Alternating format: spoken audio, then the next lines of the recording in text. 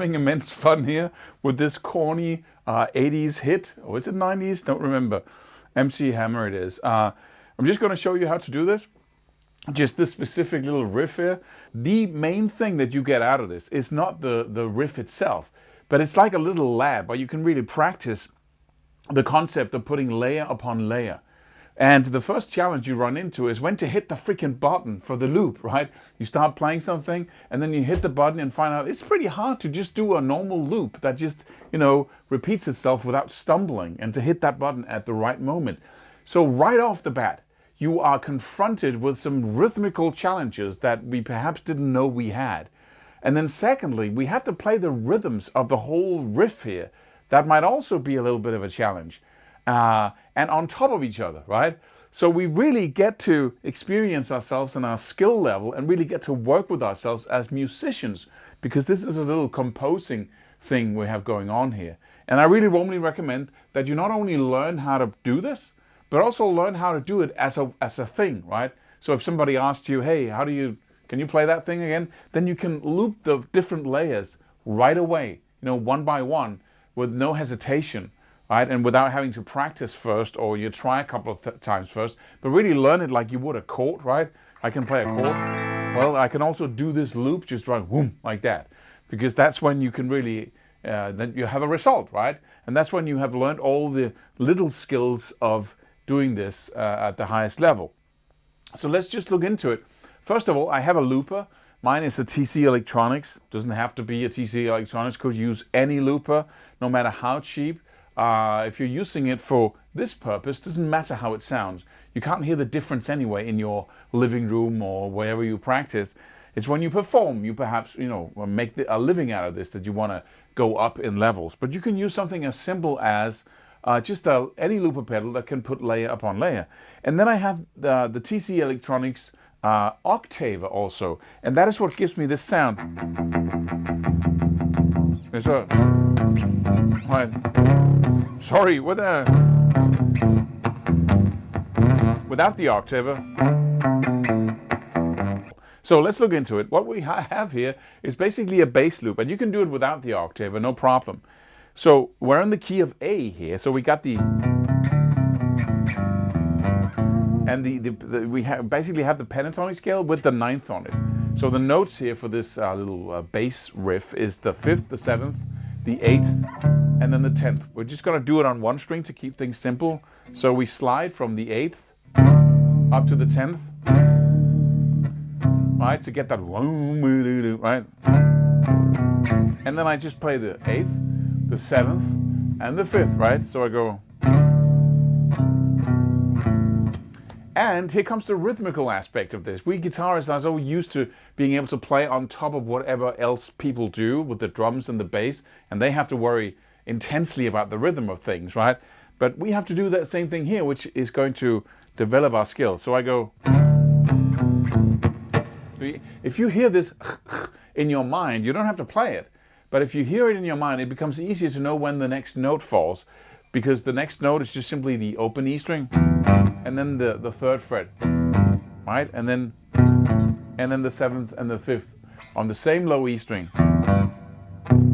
But I hear it, this is bo do do do bo do be do, right? So you get something in the break there, so it's easier to time. So I got 1, 2, 3, 4, bo. It's right on 1, right? 1, 2, 3, 4, bo do do do.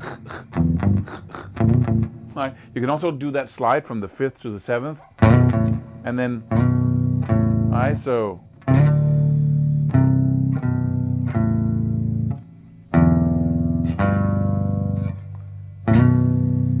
right, so slide up to 10, 8, 7, 5, and then 0, open string, 3rd, and then slide up to 7th, and from the 5th, and then down to the 5th again, right? That's the bass line,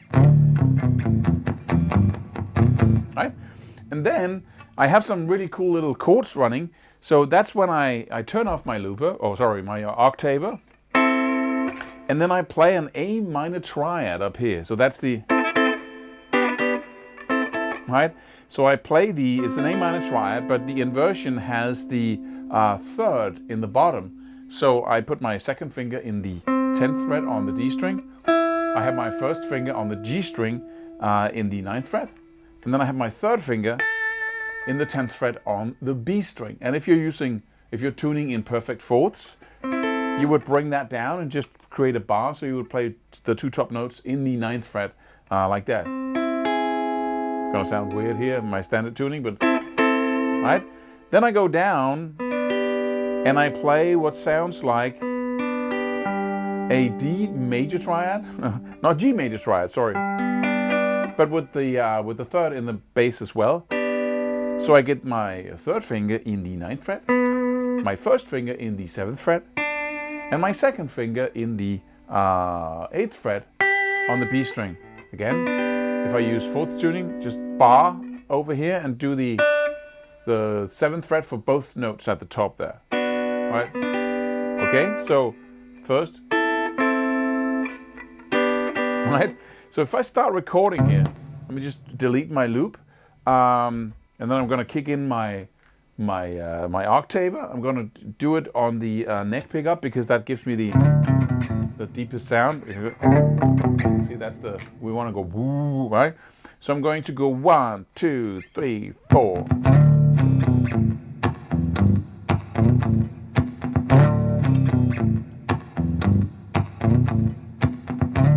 See, that's the first level here. Did I get the loop right? Did I hit the button at the right time to create a loop that isn't broken, right? And then I'm going to go, now it's not recording.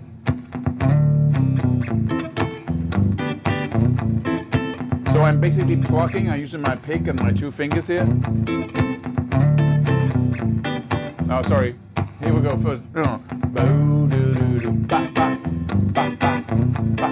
Those are the I spoke before, right? It comes in the breaks, right? It completes the whole subdivision, right?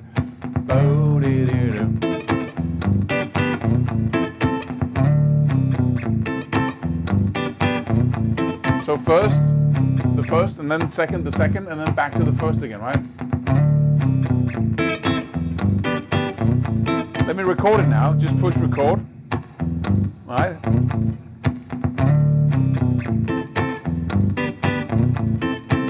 Right? Then I can kick it out again.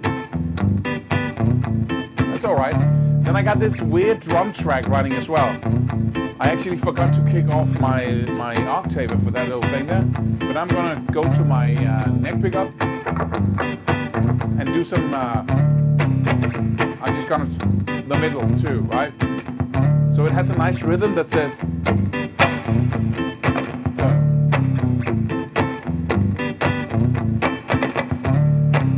Right. Right at the end there. Do. Right? That's the drums. I'm just gonna play that.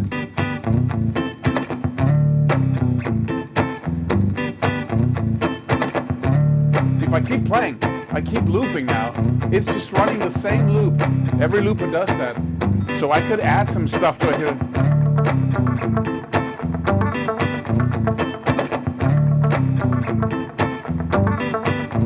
Right.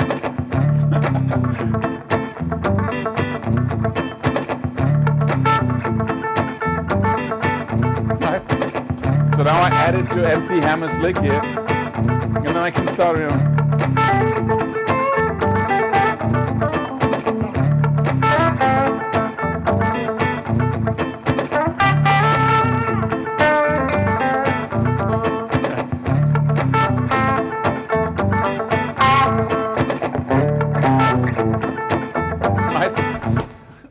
One of the cool things about this discipline here is that you record yourself, right?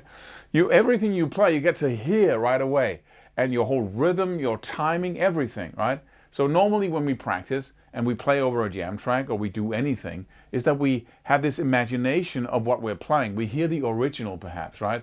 And that's going to, the result we hear in our ears are really the result of what we actually hear and then what we hear in our mind. So we don't really hear what's going on. You do hear. Because you play something and then you hear it, oh, that's a pretty good loop. Then you try to play something on top of it and you fail, right? And then you go over and over again until you can sit down and play boo doo doo doo, put the next layer on and the next layer on without hesitation. Then you have really derived the lessons from using the looper. We'll do another track in the next video, and I'll show you something really exciting about how to use this looper pedal in another context. So see you in the next video.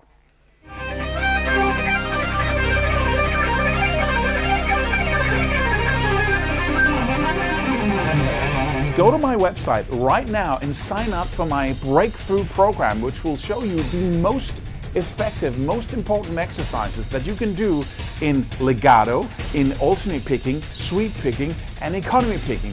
Exercises that will get you there in the fastest way possible. It's free.